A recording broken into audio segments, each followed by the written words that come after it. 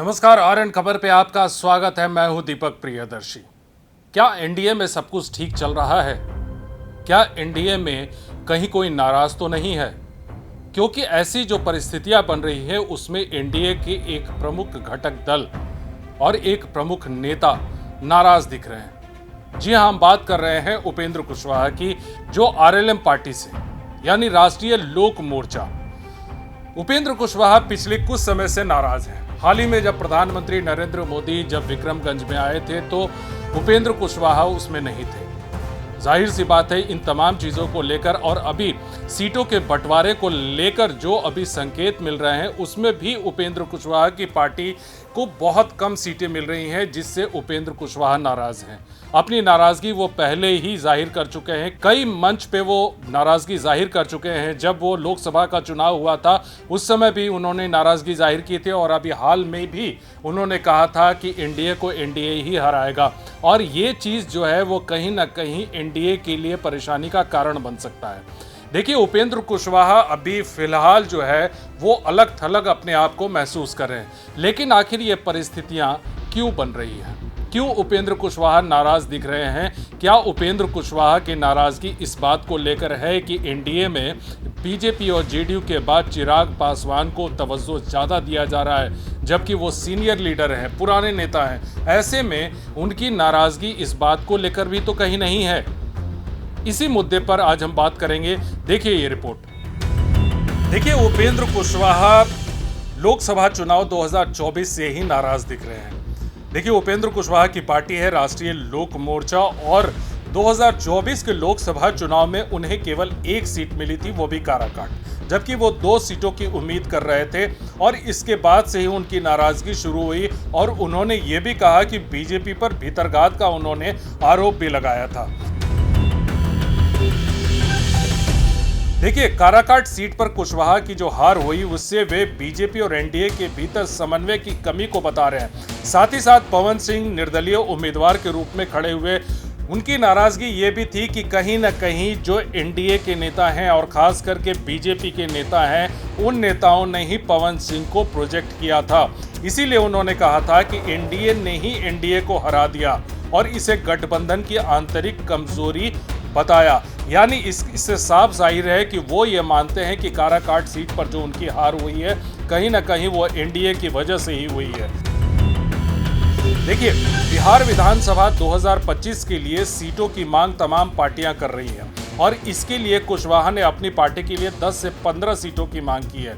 लेकिन जो भी अभी हाल फिलहाल में जो चर्चा आ रही है उसमें केवल 4 से 5 सीटें उन्हें मिलने की संभावना है और इसे लेकर भी जो है गठबंधन में एक जो है तनाव की स्थिति बन रही है।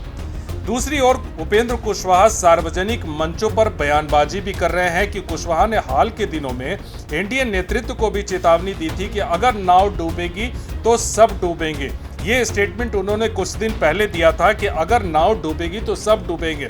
इसका इशारा उन्होंने खास करके एनडीए के ही नेताओं को दिया था, बीजेपी जेडीयू के नेताओं को ही दिया था और उसके बाद से ही वो ये साबित हो गया था कि वो असहज है और कहीं ना कहीं वो दबाव में है। उनका ये बयान गठबंधन के भीतर उनकी स्थिति को मजबूत करने की कोशिश के रूप में देखा तो जा रहा है। देखिए, अभी कुछ दिनों पहले प्रधानमंत्री की रैली हुई थी। 30 मई को प्रधानमंत्री आए थे और विक्रमगंज में उन्होंने सभा की थी, काफी बड़ी सभा हुई थी और प्रधानमंत्री नरेंद्र मोदी की रैली में उपेंद्र कुशवाहा नहीं थे, उनकी अनुपस्थिति थी और उनके नाम का भी उल्लेख नहीं हुआ है, जिससे उनके कार्यकर्ताओं में नाराजगी है और यह माना जा रहा है कि इसके कारण कार्यकर्ताओं में और उनमें असंतुष्टि का एक कारण है। साथ ही साथ उपेंद्र कुशवाहा ने शिकायत की है कि उनकी पार्टी को बोर्ड आयोगों में भी प्रतिनिधित्व नहीं मिला, जबकि चिराग पासवान और जीतन राम मांझी की पार्टियों को महत्वपूर्ण पद दिए गए। ये उनके लिए अपमान का विषय रहा है। अभी हाल में ही नीतीश कुमार ने कई बोर्ड और आयोगों का गठन किया है, जिसमें अध्यक्ष, उपाध्यक्ष, सदस्यों का मनोनयन हुआ, लेकिन उपेंद्र कुशवाहा की पार्टी का कोई भी नेता किसी भी बोर्ड या किसी भी आयोग में उसका प्रतिनिधित्व नहीं है, जिसके कारण जो है उपेंद्र कुशवाहा खासे नाराज हैं। हालांकि उपेंद्र कुशवाहा ने सार्वजनिक रूप से ये कहा है कि वो एनडीए के साथ बने रहेंगे और गठबंधन से अलग होने की कोई योजना नहीं है, लेकिन उनकी रणनीति अपनी बात को मजबूती से रखने और गठबंधन में अपनी हिस्सेदारी बढ़ाने के बारे में है। लेकिन उनकी जो बयानबाजी है और जो गतिविधि है, जैसे मुजफ्फरपुर में उन्होंने महारैली की और परिसीमन की मांग की, कि वो ये दर्शाती है कि वो दबाव बनाए रखना चाहते हैं। देखिए, ये बात तो सब जानते हैं कि उपेंद्र कुशवाहा एनडीए में नाराज हैं, खास करके सीट बंटवारे 2024 की हार और गठबंधन में उनकी पार्टी की अनदेखी को लेकर।